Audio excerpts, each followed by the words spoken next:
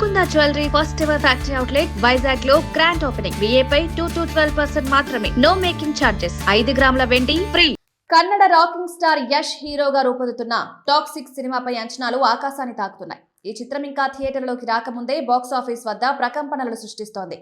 ప్రముఖ నిర్మాత జి ధనుంజయ్ వెల్లడించిన వివరాల ప్రకారం ఈ సినిమా కేవలం ప్రీ రిలీజ్ బిజినెస్ ద్వారానే దాదాపు 600 కోట్లు రాబట్టింది. ఇదేదో హైప్ కోసం చెప్తున్న మాట కాదని, పక్కా వ్యూహంతో చేసిన పనని ఆయన స్పష్టం చేశారు. కేజీఎఫ్ సిరీస్ తర్వాత యష్ నటిస్తున్న సినిమా కావడంతో ప్రపంచవ్యాప్తంగా దీనిపై భారీ క్రేజ్ నెలకొంది.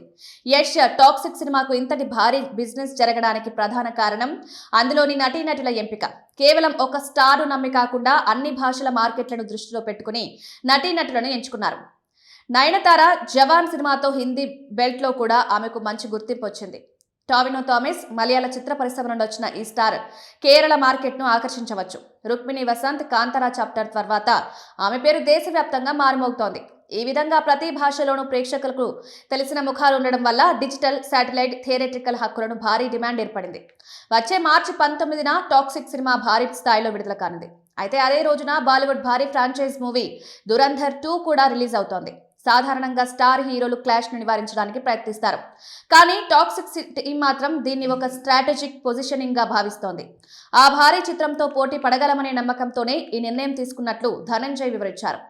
ఈ క్లాష్ వల్ల నార్త్ ఇండియాలో వసూళ్లపై ప్రభావం పడుతుందా అన్న సందేహాలున్నా యష్ క్రేజ్ ముందు అవేవీ నిలవవని ఫ్యాన్స్ భావిస్తున్నారు. సాధారణంగా 1000 కోట్లు దాటిన భారతీయ సినిమాల చరిత్రను గమనిస్తే అందులో 40 నుండి 45% వాటా నార్త్ ఇండియా నుండే వస్తుంది. అంటే సుమారు 400 నుండి 450 కోట్లు హిందీ బెల్ట్ నుండే రావాలి. టాక్సిక్ విషయంలో చిత్ర బృందం దీనిపై ప్రత్యేక దృష్టి పెట్టింది.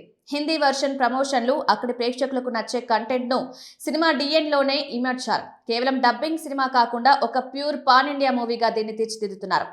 ఏదేమైనా యష్ తన క్రేజ్ ని కేవలం కర్ణాటకకే పరిమితం చేయకుండా గ్లోబల్ లెవెల్లో మార్కెట్ సృష్టించుకోవడంలో సక్సెస్ అయ్యారు. ప్రీ బిజినెస్ లోని 600 కోట్లు సాధించడం అంటే సినిమా టాక్ బాగుంటే బాక్సాఫీస్ వద్ద 2000 కోట్ల మార్కును కూడా సులభంగా తాకవచ్చు. మరి యష్ సృష్టించబోయే ఈ సరికొత్త రికార్డులను చూడాలంటే మార్చి 19 వరకు వేచి చూడాల్సిందే.